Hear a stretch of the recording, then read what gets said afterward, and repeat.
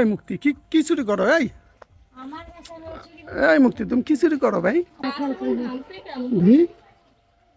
দেখেন মুক্তি গ্রামে এসে পারদর্শী হয়ে গেছে। পাখি পাকা পেঁপে খায়, বলো তো মু। পাখি পাকা পেঁপে খায়। বারবার বলো, 5 বার বলো।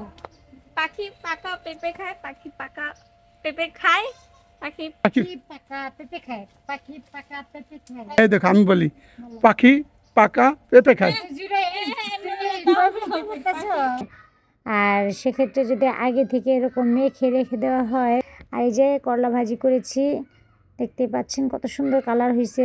আর এই যে আসসালামু আলাইকুম। এই ভিডিওটা বেশ কিছুদিন আগের ভিডিও, যখন আমি প্রথম ঢাকা থেকে গ্রামে আসি, প্রায় তখনকার ভিডিও। আমার ননদ আমার জন্য অনেকগুলো আম নিয়ে আসছিল। ভাবলাম এত আমি কি করব, তখন কিন্তু আমার গাছে অনেক আম ছিল। যাই হোক, আমগুলো কেটে দিচ্ছে চাচি, আর আমি ধুয়ে, বাইরে যেহেতু অনেক রৌদ্র, তো ভাবলাম যে আচার করে ফেলি। তো এরই মধ্যে কিন্তু মুক্তি বেগম ব্লগ ইউটিউব চ্যানেলে আমি আচারের রেসিপি শেয়ার করছি। তো যাই হোক, আচারগুলো এখন খুব ভালো করে এখন মশলা মেখে নেব। তার জন্য এখানে আমি বাটা মশলা নিচ্ছি। এটা হচ্ছে সরিষা বাটা, আর এটা হচ্ছে হলুদ দিয়ে সরিষা বাটা দিয়ে ভালো করে মেখে এটা আমি রোদ্রে শুকা দিয়ে দেব। আর এইভাবে কিন্তু আমি আচার তৈরি করে নেব, যদি ব্লগে ফুল ভিডিও দেওয়া হয় নাই। এই মুক্তি কি চুরি করো? আমার এই মুক্তি তুমি কি চুরি করো ভাই? পেঁপে বাক্সে, আম পারতেছ? পেঁপে? পেঁপে বাক্সে। হাই হাই, দেখেন আপনাদের সাথে একটা জিনিস শেয়ার করি।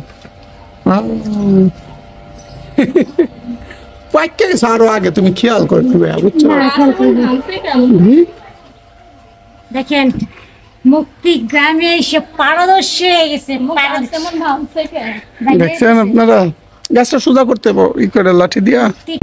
মুক্তি কতটা পারদর্শী হয়েছে দেখছেন? নিজের গাছের পেঁপে, নিজের গাছের আম খাবো, নিজের গাছের পেঁপে খাবো। কেউ আবার আম ভেবে ভুল করেন না। এটা কিন্তু আম না, পেঁপে। আমি জাকিদা পাখি পাকা পেঁপে খায়, বলো তো মু। পাখি পাকা পেঁপে খায়। বারবার বলো, 5 বার বলো। পাখি পাকা পেঁপে খায়, পাখি পাকা পেঁপে খায়, পাখি পারে নাই।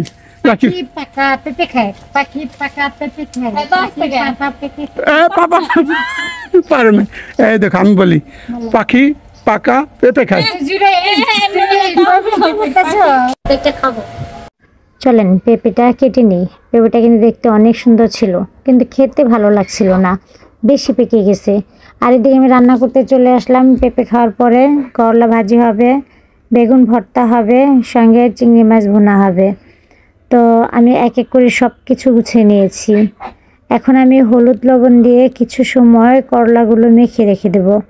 করলা ভাজি করার আগে বেশিরভাগ সময়ে আমি এই কাজটা করে থাকি, কারণ আমার কাছে মনে হয় কি, করলা বেশিক্ষণ জাল রান্না করলে, করলা ভাজি করলে, সে ভাজিটা পানিটা শুকাতে কালারটা নষ্ট হয়ে যায়। আর সেক্ষেত্রে যদি আগে থেকে এরকম মেখে রেখে দেওয়া হয়, তো সেখান থেকে কিছুটা পানি বের হয়, পানিটা ফেলে দিয়ে ভাজি করলে ভালো হয় এবং করলা ভাজিটা সফট হয়। আর এদিকে অনেকে করলা তিতে খেতে পারেন না, তাদের জন্য এটা আরও বেশি উপকার হবে, যে পানিটার সঙ্গে অনেকটা তিতা ভাব চলে যাবে। তো এদিকে রান্নাবান্না শেষ, আমরা কিন্তু খাবার খেয়ে নিচ্ছি। আর এই যে করলা ভাজি করেছি, দেখতে পাচ্ছেন কত সুন্দর কালার হয়েছে। আর এই যে বেগুন ভর্তা, আর এই চিংড়ি মাছ ভুনা।